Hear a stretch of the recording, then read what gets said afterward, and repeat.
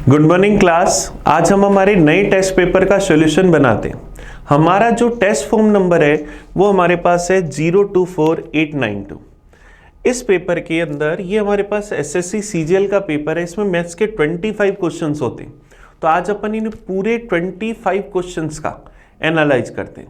तो चलिए करते हैं आज के पेपर को स्टार्ट। आज के पहले क्वेश्चन से पहला क्वेश्चन ये रहा हमारी स्क्रीन पर।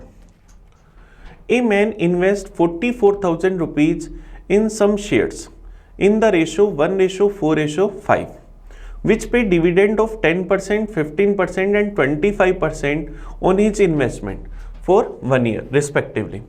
His total dividend income is। एक आदमी 1:4:5 में कुछ शेयर खरीदता है, 44,000 रुपये निवेश करता है। एक वर्ष के लिए उसके निवेश पर क्रमशः उसे 10, 15 और 25% का लाभांश देते हैं। तो हमें उसकी टोटल लाभांश की इनकम बतानी है कि क्या होगी। अब एक व्यक्ति ने क्या करा, टोटल 3 तरह के शेयर खरीदे 1:4:5 में। टोटल उसकी जो मनी, टोटल इन्वेस्टमेंट कह सकते हैं या उसकी मनी कह सकते हैं, वो हमारे पास क्या थी, उसकी इन्वेस्टमेंट हमारे पास है 44,000।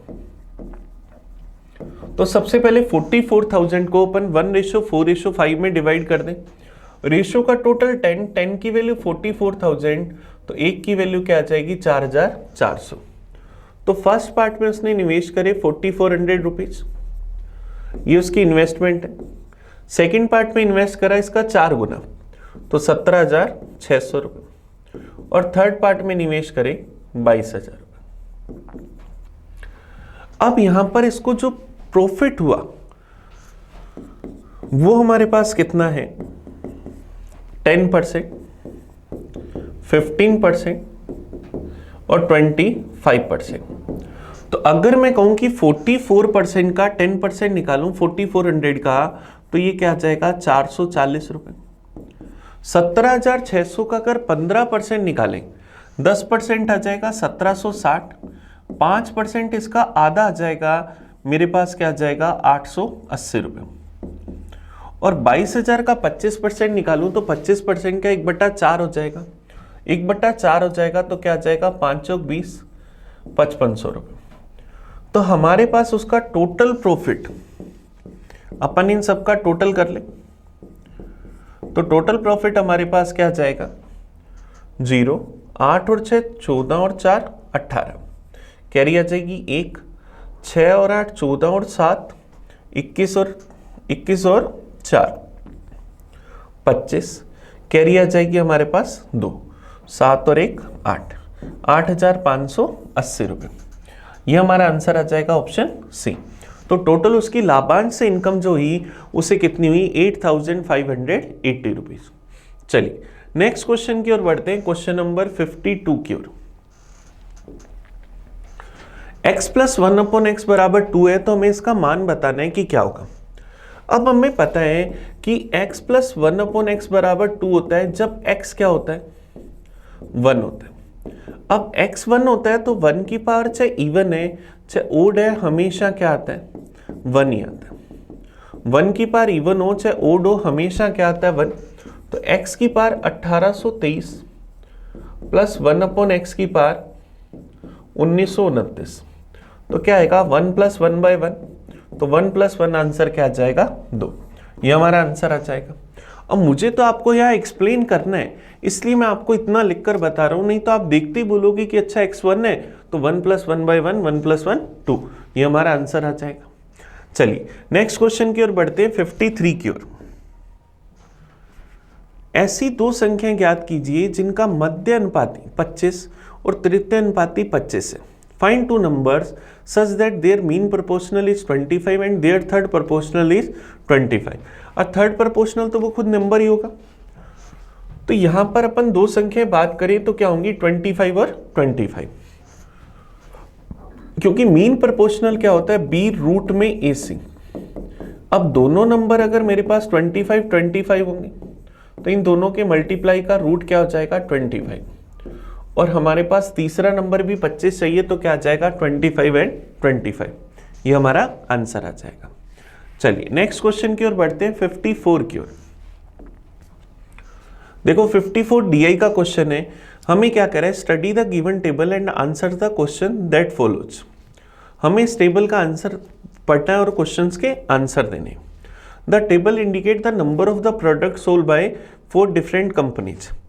4 कंपनियों के द्वारा अलग अलग जो प्रोडक्ट हैं उनके हम लोगों को दिखा रखा है प्रोडक्शन सोल्ड बाय, उनके द्वारा बेचे गए उत्पाद। हमें क्या बताना है, which company products the maximum low quality product. कौन सी कंपनी निम्नतम गुणवत्ता वाले सबसे अधिक उत्पाद बनाती। अब लो क्वालिटी वाले ये हैं, इसमें सबसे मैक्सिमम क्या है 580। ये कौन बना रही है, कंपनी सी। तो हमारा आंसर क्या आ जाएगा, कंपनी सी। सबसे अधिक कौन सी कंपनी निम्न गुणवत्ता वाले सबसे अधिक उत्पाद बनाती है, तो आंसर क्या आया, सी। चलिए नेक्स्ट क्वेश्चन देखते हैं 55 नंबर। दिए गए व्यंजक का हमें मान बताना है कि क्या होगा। The given expression is equal to, देखिए हमें क्या दे रखा है, 1 माइनस 10 स्क्वायर 5 अपॉन के अंदर सेक स्क्वायर 5, ये हम लोगों को दे रखा है। 10 स्क्वायर 5 को अगर अपन साइन स्क्वायर और कोस स्क्वायर में बदलें तो sine square 5 upon cos square 5, और सेक स्क्वायर 5 को अगर 1 अपॉन कोस स्क्वायर 5 लिखें तो ये हमारे पास आ जाएगा, कोस स्क्वायर 5 से कोस स्क्वायर 5 कट गया, तो 1 माइनस साइन स्क्वायर 5 क्या बना, कोस स्क्वायर 5। अब हमें ऐसा ऑप्शन ढूंढना है जिसमें कोस स्क्वायर 5 बन रहा हो। पहला option sine square 5 cos square 5 नहीं हो सकता। अब दूसरा ऑप्शन है sine square into coat square 5, तो ऑप्शन बी को अगर अपन चेक करें साइन स्क्वायर 5, अब कोट स्क्वायर 5 क्या होगा, कोस स्क्वायर 5 अपॉन में साइन स्क्वायर 5, तो साइन स्क्वायर 5 से साइन स्क्वायर 5 कट जाएगा, तो आंसर क्या आ जाएगा, कोस स्क्वायर 5। ऑप्शन बी हमारा आंसर आ जाएगा। और जब ऑप्शन बी हमें मिल गया तो इसके बाद के ऑप्शन चेक करने की जरूरत नहीं है। डी बना रहा है साइन स्क्वायर 5, वो भी नहीं हो सकता, और ये हमारे पास बना रहा है coat square into cos square 5, ये भी नहीं हो सकता, क्योंकि ये कोस की पावर 4 अपॉन साइन स्क्वायर बनेगा, तो मतलब नहीं है। तो आंसर क्या है, ऑप्शन बी। चलिए नेक्स्ट क्वेश्चन की ओर बढ़े, 56 की ओर। An item is sold for rupees 2744 and the seller earn 12% profit. What should be the selling price to earn only 5% profit? हम लोग अगर बात करें कि किसी आर्टिकल का कॉस्ट प्राइस अपने आप में 100%, अगर इसको 12% लाभ पर बेचा तो सेलिंग प्राइस क्या आएगा, 112%। उसकी वैल्यू हमारे पास क्या है, 2744। अब हम इसको किस रेट पर बेचें कि सिर्फ 5% का प्रॉफिट हो। सिर्फ 5% का प्रॉफिट हो तो सेलिंग प्राइस क्या हो, 105%। हमें इस 105% की वैल्यू निकालनी, तो क्या जाएगा, 2744 रुपए वैल्यू है 112% की। वैल्यू हमें चाहिए 105% की, कि हमें किस रेट पर बेचना चाहिए कि इससे 5% का प्रॉफिट हो। अब परसेंटेज से परसेंटेज चला गया। अगर अपन क्या करें, इसको 8 से काट दें, 8 से गया एक बार, बच जाएगा 3, 32 चला जाएगा 4 बार। 8 से अगर काटूं, 8 3 24, बच जाएगा 34, फिर चला जाएगा 4 बार 32, 2 24 चला जाएगा 3 बार। अब अगर मैं इसको 7 से काटूं, 7 से गया 2 बार, 7 से चला जाएगा 40, 7 से चला जाएगा 49 बार। 7 का क्यूब क्या होता है, 343।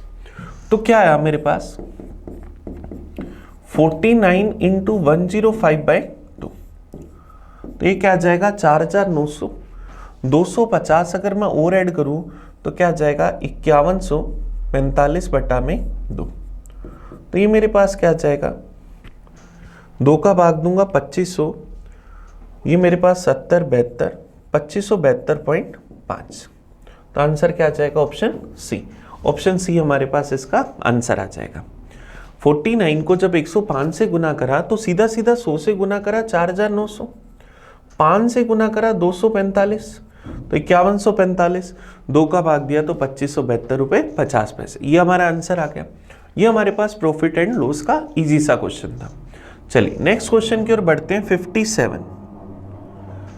57 देखो हमें क्या दे रखा है, The dome of a residential tower is in the form of a hemisphere with the radius of 560 cm. Find the cost of painting it at the rate of 25 rupees per metre square, taking pi 22/7। कह रहे आवासीय जो हमारे पास मीनार है उसका गुंबद अर्धगोले के आकार का है, जिसकी रेडियस हमें दे रखी है। हमें क्या करना है, 25 रुपये प्रति वर्ग मीटर की दर से इस पर पेंट करने की लागत बतानी है कि क्या होगी। तो देखिए हमें यहाँ क्या दे रखा है, हमारे पास एक आवासीय मीनार है जिसका गुंबद हम लोगों को दे रखा है हेमीस्फीयर, अर्धगोले के आकार का। इसकी रेडियस कितनी है, 560 सेंटीमीटर। हमें इससे बाहर से पेंट करना है, खर्चा दे रखा है 25 रुपये प्रति वर्ग मीटर। तो हमें क्या करना है, पेंटिंग की लागत बतानी। अब देखिए यहाँ हेमीस्फीयर है तो इसमें जो पेंट होगा वो इसी हिस्से पर होगा, तो इसके कर्व सरफेस एरिया पर पेंट होगा। इसका कर्व सरफेस एरिया क्या होता है, 2πr²। तो 2π की वैल्यू 22/7। अब देखो ये मीटर में दे रखा है 25 रुपये प्रति वर्ग मीटर, रेडियस है 560 सेंटीमीटर। तो अगर अपन इस रेडियस को मीटर में बदल लें तो 560/100 मीटर या 56/10 मीटर, ऐसा हम लिख सकते हैं। तो एरिया हमारे पास ये क्या, इतने मीटर स्क्वायर आ जाएगा। अब खर्चा 25 रुपये प्रति वर्ग मीटर है तो इसको 25 से गुना कर देंगे। तो पहले जितना सोल हो रहा है सोल कर ले, 7 से गया एक बार, ये गया 8 बार। फिर अगर अपन देखें 2 से चला गया 5 बार, 2 से गया 4 बार, ये चला गया 5 बार। तो मेरे पास क्या बचा, 22 इंटू 4 इंटू 56/25। खर्चा है 25 रुपये प्रति वर्ग मीटर, तो 25 रुपये से गुना कर देंगे तो इतने रुपए आ जाएगा, 25 से 25 कट जाएगा। तो ये क्या आएगा, 22 इंटू 4 इंटू 56। अब यहाँ से 22 को अगर 4 से गुना करूँ तो 88 इंटू 56। अब इन दोनों का मल्टीप्लाई करना है, 8 6 48, 4 48 और 40, 88 और 4 92, 8 5 40 और 9, तो क्या आ जाएगा 4928 रुपीज। ये हमारा आंसर आ जाएगा ऑप्शन ए। बस आंसर आ गया। सिर्फ और सिर्फ कर्व सरफेस एरिया पर कलर होगा, तो हमने कर्व सरफेस एरिया निकाला और उसको जो भी रेट दे रखा था उससे मल्टीप्लाई करा, हमारा आंसर आ गया। चलिए ये मेंसुरेशन का क्वेश्चन था। नेक्स्ट क्वेश्चन की ओर बढ़ते हैं, 58 की ओर। इफ अल्फा साइन 45 डिग्री बराबर बीटा कोसेक 30 डिग्री, अल्फा 4/β4 का मान बताना है कि क्या होगा। अल्फा साइन 40 डिग्री इक्वल है बीटा कोसेक 30 डिग्री। अब साइन 40 डिग्री की वैल्यू 45 डिग्री की वैल्यू 1/√2 बराबर इक्वल के अंदर बीटा कोसेक 30 डिग्री की वैल्यू 2। तो यहां से अल्फा/बीटा क्या 2√2। हमें चाहिए अल्फा 4/β4।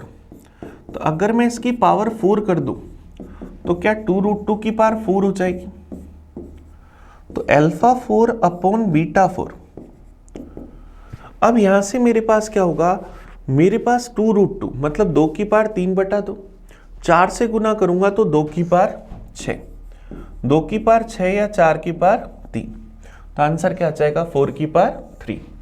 अब 2 की पावर 6 कैसे बना, 2√2 का मतलब क्या हुआ 2 की पावर 3/2, पावर क्या बनेगी 4।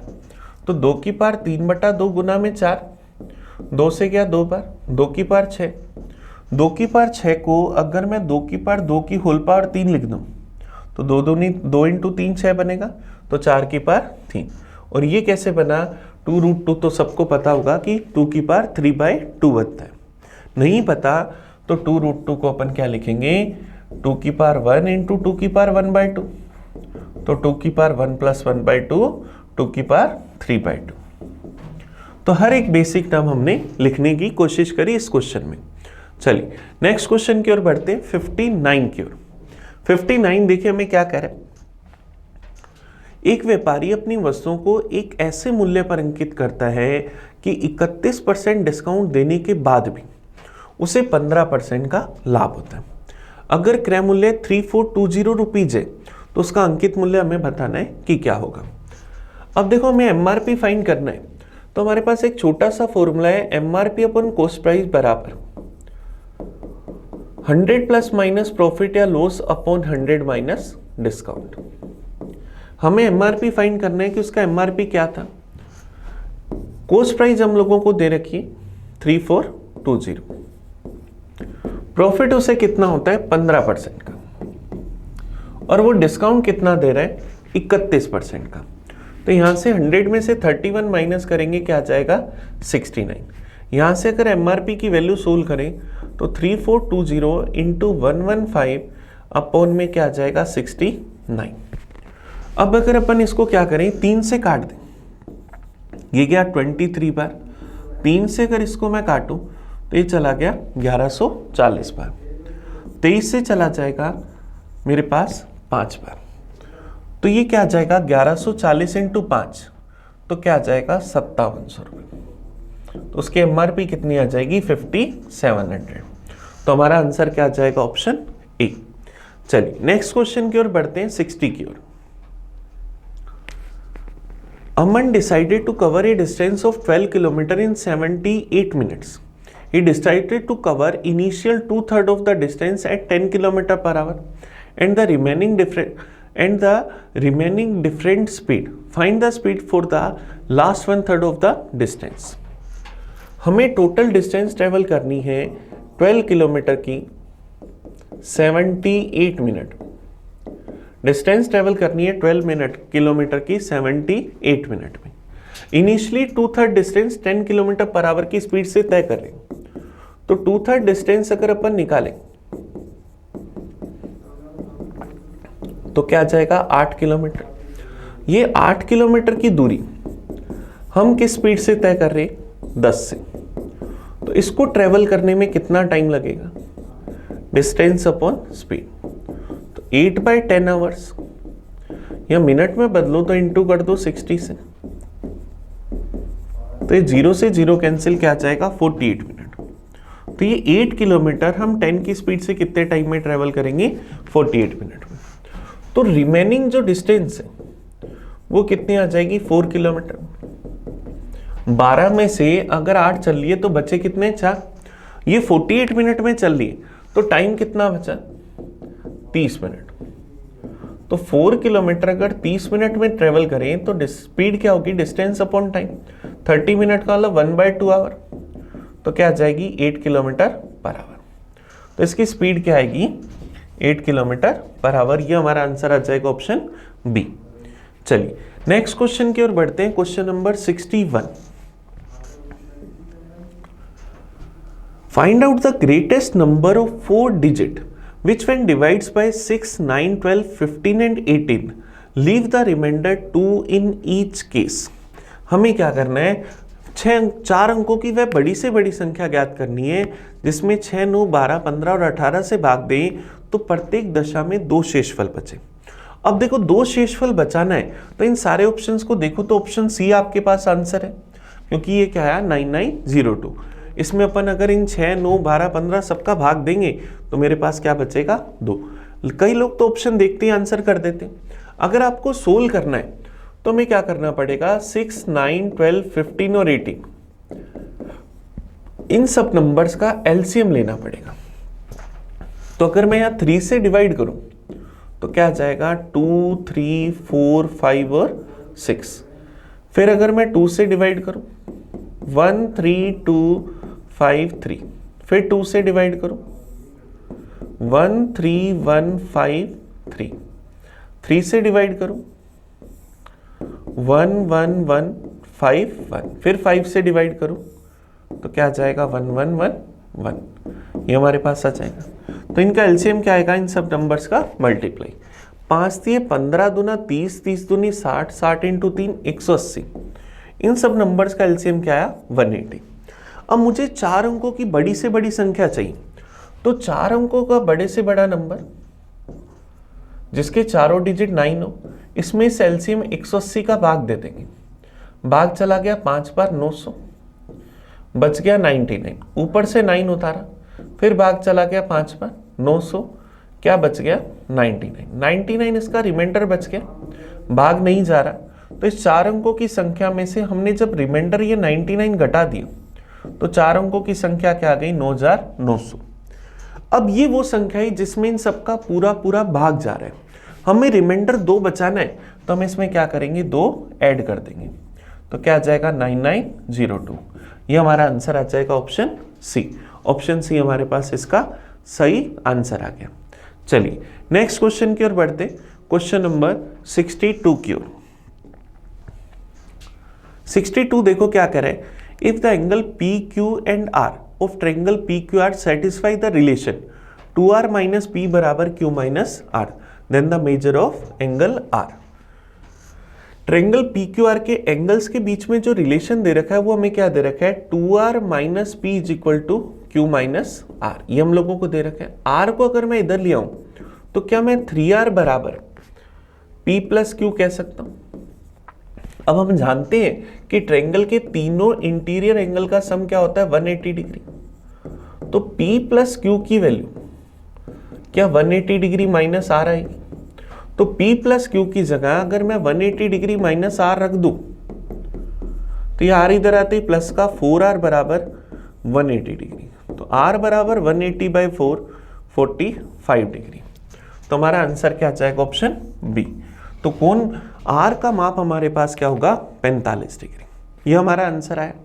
चलिए नेक्स्ट क्वेश्चन की ओर बढ़े, 63 नंबर की ओर। A reduce of 20% in the price of bananas enable a customer to buy 6 more bananas for ₹80. What is the reduced price of bananas per दर्जन in rupees? केले के मूल्य में 20% की कमी होने से एक ग्राहक 80 रुपए में 6 केले अधिक खरीद सकता है, तो केले के प्रति दर्जन कम हुआ मूल्य बताना है कि क्या होगा। अब देखो रेट हमने कम करा 20%, 20% का मतलब 1/5, तो रेट अगर ओरिजिनलिटी के अंदर 5 था तो रेट अब कितना हो जाएगा, 4। रेट अगर 5 से 4 हुआ तो क्वांटिटी जो है वो 4 से 5 हो जाएगी। क्वांटिटी 4 से 5 हुई, हम कह रहे हैं रेशियो में कितनी क्वांटिटी बढ़ रही है, 1।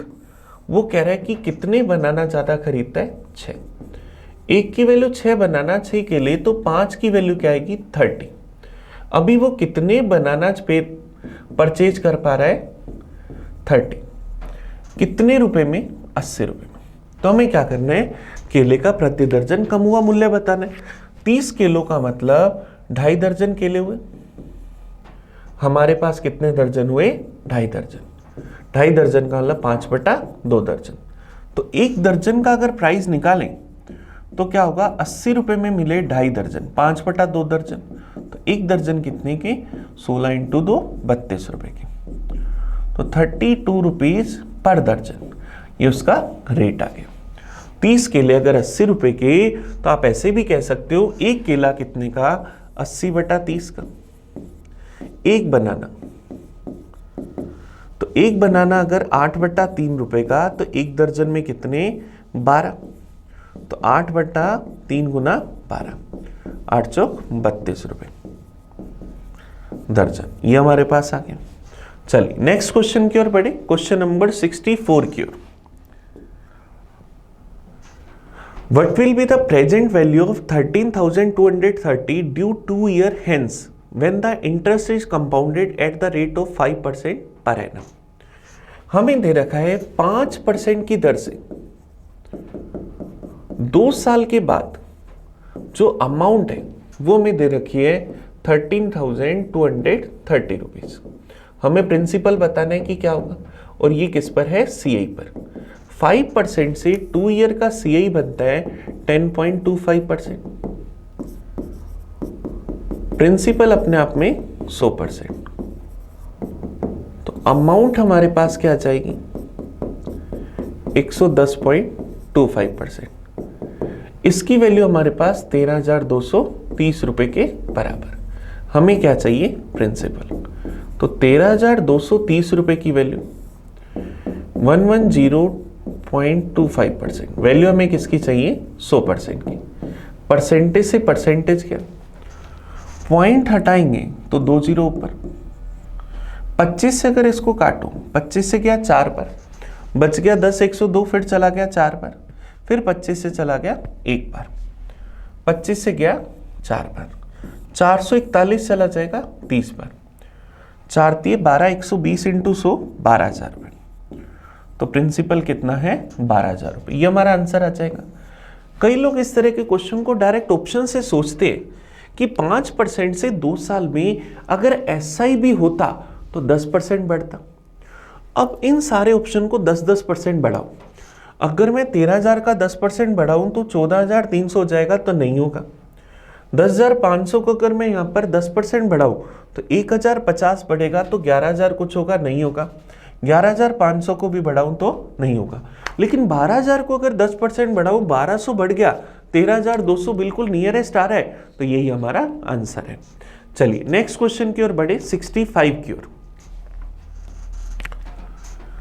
One angle of an isosceles obtuse angle is 28 सही 1/2 degree. Find the measure of its obtuse angle in degree. हमें कह रहे हैं समद्विबाहु अधिक त्रिभुज का एक कोण 28.5 डिग्री है, तो इसके अधिक कोण का माप बताना है कि क्या होगा।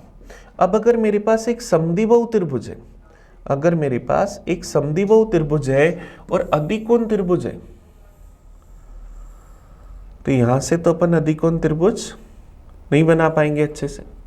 चलिए हाथ से ही बनाकर देखते हैं।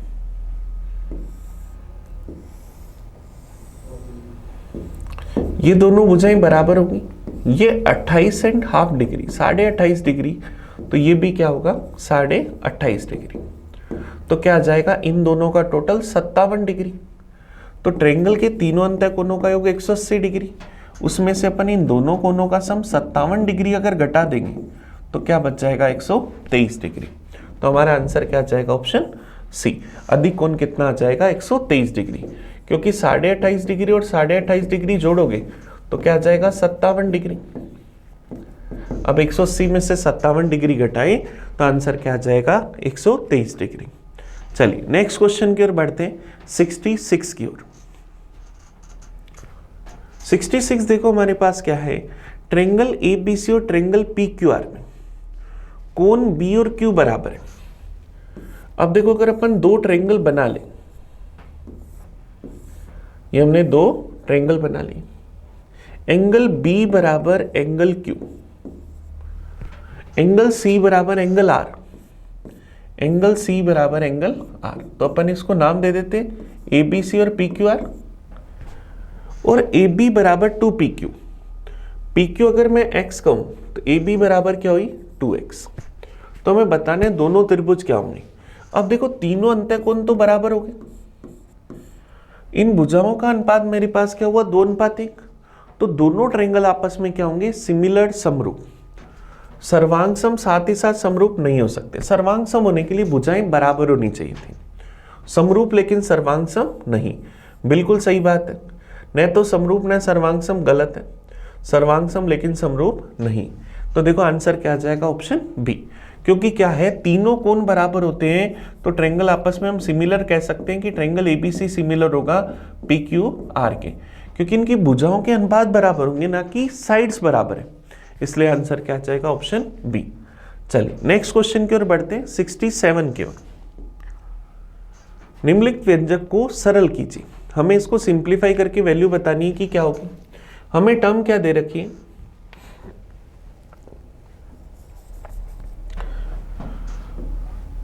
हम लोगों को टर्म दे रखी है x-5 इंटू के अंदर x-1 माइनस के अंदर 9x-5 9x-1 डिवाइड के अंदर, ये पूरी टर्म ब्रैकेट के अंदर है, डिवाइड के अंदर 16x। इसका हमें मान बताना है कि क्या होगा। चलिए इस टर्म को सोल्व करते हैं। सबसे पहले 5x x-5 और x-1 को मल्टीप्लाई कर दें तो क्या आ जाएगा x² माइनस 5x माइनस में x और क्या आ जाएगा प्लस का 5 माइनस के अंदर, यहां से मल्टीप्लाई करेंगे 81x² माइनस में 9x माइनस में 45x प्लस 5। डिवाइड के अंदर 16x। तो यहां से मेरे पास क्या आएगा, इस ब्रैकेट्स को खोल दो तो x square minus 6x plus 5 minus में 81x स्क्वायर 54 प्लस का 54x माइनस का 5 डिवाइड में 16x, ऐसा हम लिख सकते हैं। तो क्या होगा, यहां से प्लस का 5 माइनस का 5 कट जाएगा, एक्स स्क्वायर माइनस 81x तो क्या आ जाएगा माइनस का 80x स्क्वायर माइनस का 6x और प्लस का क्या आएगा 54x, तो क्या बच जाएगा प्लस का 48x अपॉन में क्या आ जाएगा 16x। तो यहाँ से अगर मैं माइनस का 16 कॉमन ले लूँ, माइनस का 16x अगर मैं कॉमन ले लूँ तो मेरे पास क्या बचेगा 5x माइनस में 3 अपॉन में 16x, 16x से 16x कट जाएगा तो माइनस का 5x माइनस 3, ये आंसर आ जाएगा। तो ऑप्शन डी हमारा सही आंसर आ जाएगा। क्लियर है क्या? चलिए नेक्स्ट क्वेश्चन की ओर बढ़ते हैं, क्वेश्चन नंबर 68 की ओर। The ratio of areas of two circles is 1:2. If these circles are folded in square shape, then what will be the ratio of their areas? कह रहे दो वृत्तों के क्षेत्रफल का अनुपात 1:2 है, तो उन दोनों वृत्तों को मोड़कर वर्ग के रूप में बनाया गया, तो उनके एरिया का रेशियो बताना है कि क्या होगा। सर्किल के एरिया का रेशियो इनकी रेडियस के स्क्वायर के रेशियो के बराबर होता है। इनकी रेडियस के स्क्वायर का जो रेशियो होगा वही नए जो स्क्वायर बनेंगे, नए जो वर्ग बनाएंगे उनकी भी भुजाओं के वर्गों के अनुपात के बराबर होगा। तो जो इनकी रेडियस के स्क्वायर का रेशियो होगा वही क्या होगा उनकी साइड्स के स्क्वायर का रेशियो। तो आंसर क्या आ जाएगा 1:2। ये हमारे पास 68 का आंसर आ जाएगा।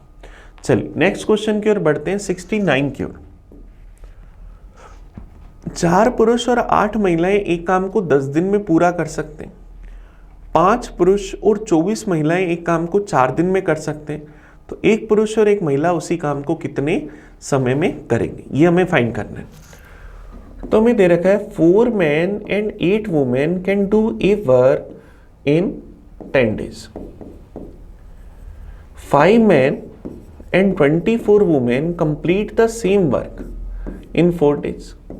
Then in how many days 1 man and 1 woman complete the same work? चलिए कोशिश करते हैं। 4 आदमी और 8 महिलाओं को 10 दिन लग रहे हैं एक ही दिन में काम कराना हो, तो क्या इनके 10 गुना व्यक्ति बुला लें। 5 आदमी और 24 महिलाओं को 4 दिन लग रहे हैं एक ही दिन में काम कराना हो, 4 गुना व्यक्ति बुला लें। 2 से क्या 5 बार, 2 से क्या 2 बार, मल्टीप्लाई करें तो 20 आदमी प्लस 40 महिलाएं बराबर क्या आ जाएगा 10 आदमी प्लस 48 महिलाएं। इधर आती माइनस का 10 आदमी बराबर 8 महिलाएं। तो मैन और वुमेन का रेशो 8:10 या 4:5। अब ये डाटा फर्स्ट या सेकंड में रख दो और जो निकालना है उसमें रख दो। मैन के लिए 4 रखें तो ये 16, वुमेन के लिए 5 रखें तो ये 40, 16 प्लस 40 56 लोग एक काम करते हैं 10 दिन में। एक आदमी के लिए 4, एक महिला के लिए 5, 4 प्लस 5 9 लोग इस काम को कितने दिन में करेंगे x दिन में। तो क्या आ जाएगा 9 इंटू एक्स बराबर 56 इंटू 10। तो x की वैल्यू 560/9। तो 560 में अगर अपन 9 का भाग दें तो 9 का भाग गया 9 6 54, बच जाएगा 2 20, फिर चला जाएगा 2 बार 18, बच जाएगा 2, पूरा पूरा भाग गया 62 बार, रिमाइंडर बचा 2, डिवाइड कर रहे हैं 9 से, तो क्या आ जाएगा 62 से 2/9 डेज। ये हमारा आंसर आ जाएगा ऑप्शन सी। चलिए नेक्स्ट क्वेश्चन की ओर बढ़ सकते हैं। ये हमारे पास टाइम एंड वर्क का क्वेश्चन था। नेक्स्ट क्वेश्चन देखो 70 number. The mark price of A cooler is ₹800 if it sold at a discount of 10%. Due to the festival season, the shopkeeper allows a further discount 5%. Find the selling price of the cooler. हमें एक cooler का MRP दे रखा है 800 रुपये, इस पर एक discount दिया गया 10% का, 80 रुपये का डिस्काउंट दिया गया, तो इसको बेचना कितने में था 720 में। लेकिन फेस्टिवल सीजन पर शॉपकीपर ने हमें एक एडिशनल 5% का डिस्काउंट और दे दिया, तो अगर अपन इसका 5% निकालें, 720 का 5% 36 रुपये, 36 रुपये की छूट और दे दी, तो दुकानदार ने इसको कितने में बेच दिया? 684 रुपये में। 720 में से 36 घटा दिया तो 684 हमारा आंसर आ जाएगा। चलिए नेक्स्ट क्वेश्चन की ओर बढ़े। नेक्स्ट क्वेश्चन देखिए, question number 71। a plus B plus C बराबर 15, A B plus B C plus C A बराबर 22। तो हमें इसका मान बताना है कि क्या होगा। तो देखो बड़ा इजी सा अलजेब्रा का क्वेश्चन है। a plus B plus C का होल स्क्वायर बराबर क्या होगा? A square plus B square plus C square plus 2ab plus B C plus C. ये हमारे पास इसका फॉर्मूला होता है। तो a plus B plus C, 15 का स्क्वायर क्या बनेगा? 225 बराबर A square plus B square plus C square find करना है, और A B plus B C plus C A का मान 22, तो 22 का डबल क्या आएगा? 44। तो 44 उधर जाते हैं माइनस का, A square plus B square plus C square बराबर 225 माइनस 44। तो यहाँ से क्या आ जाएगा? 5 में से 4 गए 1, 12 में से 4 गए 8, तो क्या आ जाएगा? 181। ये हमारे पास आ जाएगा। तो आंसर क्या आएगा? Option B. ऑप्शन बी इसका आंसर आ जाएगा। चलिए नेक्स्ट क्वेश्चन की ओर बढ़े। क्वेश्चन नंबर 72 की ओर। Ravi borrowed some money at the rate of 5% per annum for first 3 years, 8% per annum for next 2 years, and 10% per annum for the period beyond 5 years. If he paid a total simple interest of 12,750 at the end of 7 years, then how much money did he borrow? Ravi ने पहले 3 साल के लिए, देखिए हमें क्या दे रखा है? फर्स्ट 3 इयर्स के लिए रेट कितनी दे रखी है? 5%। तो एसआई परसेंटेज क्या होता है? Rate into time. तो पहले 3 साल का एसआई परसेंटेज 15%, उससे अगले आफ्टर 2 इयर्स के लिए, उसके बाद नेक्स्ट जो है 2 सालों के लिए रेट कितनी है? 8%। तो एसआई परसेंटेज 16%। 3 और 2 5 साल ये हो गए। तो उसके बाद नेक्स्ट जो आएंगे 2 साल, क्योंकि 7 साल ही उसने पैसा रखा, उसके लिए दर कितनी है? 10%। तो एसआई कितना बनेगा? 20%। तो हमारे पास टोटल 7 साल का एसआई उसने दे रखा है 12,750 रुपये। परसेंटेज में अगर देखें तो हमारे पास परसेंटेज में कितना बन गया? 51%। 15 प्लस 16 प्लस 20 क्या बन जाएगा? 51%। हमें प्रिंसिपल चाहिए, तो 12,750 रुपये जो वैल्यू है वो है 51% की। हमें वैल्यू किसकी चाहिए? 100% की। तो यहाँ से 100% निकाल लें, परसेंटेज से परसेंटेज गया, 51 से चला गया 2 बार, 102 बच जाएगा। 25 255 चला जाएगा 5 बार, तो 250 गुना 100 प्रिंसिपल क्या आ जाएगा? 25,000 रुपये। तो हमारा आंसर आया ऑप्शन सी। ऑप्शन सी इसका सही आंसर है। चलिए नेक्स्ट क्वेश्चन की ओर बढ़े, 73 की ओर। On parallel tracks, 2 trains of equal length are moving at the speed of 46 and 36 km per hour in the same direction. In 36 seconds, the quicker train overtook the slower one. Then the length of each train. हमें 2 train दे रखी समान लंबाई की। पहली train की length भी मानी L metre, दूसरी ट्रेन की लेंथ भी मानी एल मीटर। दोनों ट्रेनों की लेंथ क्या है? सेम। पहली ट्रेन की, एक ट्रेन की स्पीड है 46 किलोमीटर पर आवर, दूसरी ट्रेन की स्पीड है 36 किलोमीटर पर आवर। दोनों सेम डायरेक्शन में एक दूसरे को क्रॉस करने में टाइम लेते हैं 36 सेकेंड का। तो हमें क्या करना है? प्रत्येक ट्रेन की लंबाई बतानी। टाइम बराबर क्या होगा? Relative distance upon relative speed. Time है 36 सेकेंड, रिलेटिव डिस्टेंस जब दोनों ट्रेनें एक दूसरे को क्रॉस करेंगी तो क्या आएगा? रिलेटिव डिस्टेंस दोनों की लेंथ का टोटल। तो L प्लस एल कितना आ जाएगा? 2L। Relative speed same direction में जा रही है, दोनों की स्पीड का डिफरेंस 10 मीटर पर सेकंड में बदलने के लिए 5/18। तो 18 दूना 36 से 36 कैंसिल, तो L की वैल्यू 10 × 5 क्या आया? 50। तो प्रत्येक ट्रेन की लंबाई क्या आई? 50 मीटर। ये हमारा आंसर आ गया। तो ऑप्शन ये हमारा आंसर आ जाएगा। चलिए नेक्स्ट क्वेश्चन की ओर बढ़े 74 की ओर। ये हमारे पास टाइम एंड डिस्टेंस का क्वेश्चन था। 74 देखो क्या कह रहे हैं, find the distance between the centre of two circle having radius of 32 and 24 centimetre respectively if the length of direct common tangent of two circle is given as 24 root 7। कह रहे क्रमशः 32 और 24 सेंटीमीटर त्रिज्याओं वाले दो वृत्तों के केंद्रों के बीच की दूरी सेंटीमीटर में ज्ञात करनी है यदि दोनों वृत्तों की सीधी उभयनिष्ठ स्पर्शरेखा की लंबाई क्या है 24 रूट 7। चलिए कोशिश करते हैं। आप लोगों को पता है कि डायरेक्ट कॉमन टेंजेंट की लेंथ का या तो फॉर्मूला यूज कर लो या आपके माइंड में अगर थोड़ा सा भी डायग्राम है तो आप बड़े आराम से इस क्वेश्चन को कर सकते हो। जैसे देखिए, अगर मैं आपके सामने क्या करता हूं, दो सर्किल बनाता हूं।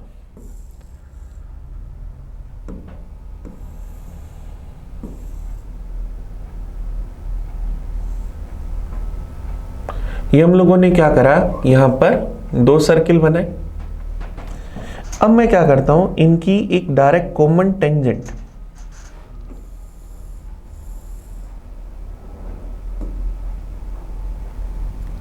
ये मैंने इनकी डायरेक्ट कॉमन टेंजेंट बनाई। चलिए अब देखिए, ध्यान देना, हमारे पास ये दोनों सर्किल के सेंटर्स के बीच की हमें दूरी बतानी है कि इसकी दूरी क्या होगी। ये हम लोगों को दे रखा है कि एक की रेडियस कितनी है 24, दूसरे की रेडियस हमारे पास कितनी है 32 और ये कितनी है 24 रूट 7। तो अगर मैं इसके डायरेक्ट एक पैरेलल लाइन खींचता हूं तो ये भी 24 रूट 7, ये 90 डिग्री होगा, ये 24, ये 32, तो ये कितना 8। तो दोनों सेंटर्स के बीच की अगर मैं दूरी निकालूं तो ए बी बराबर क्या आ जाएगा, ए बी स्क्वायर बराबर क्या आएगा 24 रूट 7 का स्क्वायर प्लस क्या आ जाएगा 8 का स्क्वायर। तो 24 का स्क्वायर 576 इंटू में 7 प्लस 8 का स्क्वायर क्या बनेगा 64। इसको 7 से मल्टीप्लाई करो, 7 6 42, 49 और 4 53, 35 और 5 40 प्लस 64, तो क्या आ जाएगा 4096। अब ए बी स्क्वायर अगर 4096 तो 4096 किसका स्क्वायर होता है 64 का, तो हमारा आंसर क्या जाएगा 64। तो हमारे पास दोनों सेंटर्स के बीच की दूरी क्या आ जाएगी 64। नहीं तो आप डायरेक्ट फॉर्मूला यूज कर सकते हो, डायरेक्ट कॉमन टेंजेंट की लेंथ बराबर दोनों केंद्रों के बीच की दूरी का वर्ग माइनस के अंदर दोनों रेडियस के डिफरेंस का वर्ग, ये हमारे पास आएगा। आप फॉर्मूला ऐसा भी यूज कर सकते थे, 24 रूट 7 बराबर रूट के अंदर दोनों केंद्रों के बीच की दूरी का वर्ग मान लिया x स्क्वायर माइनस में दोनों रेडियस का जो डिफरेंस है उसका स्क्वायर। इसको सोल्व करके भी आपका आंसर आ जाता। चलिए नेक्स्ट क्वेश्चन की ओर बढ़ते हैं, 75 की ओर। 75 देखिए हमें क्या करें, 75 हमारे पास सिंप्लीफिकेशन का क्वेश्चन, हमें इसे सिंप्लीफाई करके बताना है कि क्या होगा। अब देखिए, अगर मैं इस क्वेश्चन को लिखूं तो 2 से 3/5 डिवाइड के अंदर 2 से 1/3, 4 से 1/3 माइनस के अंदर 2 से 1/2 प्लस 2/3। इसकी वैल्यू हमें बतानी है कि क्या होगी। तो ये क्या बनेगा 13/5 डिवाइड के अंदर 3 दूनी 6 7/3 डिवाइड के अंदर 4 3 12 13/3 12 प्लस 1 13/3 माइनस के अंदर इन दोनों को अगर मैं सोल्व करूं 2 से 1/2 क्या बनेगा 5/2 प्लस 2/3, एलसीएम क्या आ जाएगा 6। मेरे पास क्या आ जाएगा 5 3 15 प्लस 4 19/6। ये टर्म आ जाएगी मेरे पास, ये मेरे पास क्या आ जाएगी 19/6। ये 4 से 1/3। चलिए अब देखिए इसको सोल्व करते हैं। 13/5 डिवाइड के अंदर 7/3, यह एलसीएम क्या आ जाएगा 6। ये क्या आ जाएगा 13 दूना 26 माइनस में क्या आ जाएगा 19। तो 13/5 डिवाइड के अंदर 7/3 डिवाइड के अंदर 26 में से 19 अगर घटा दें तो 7/6।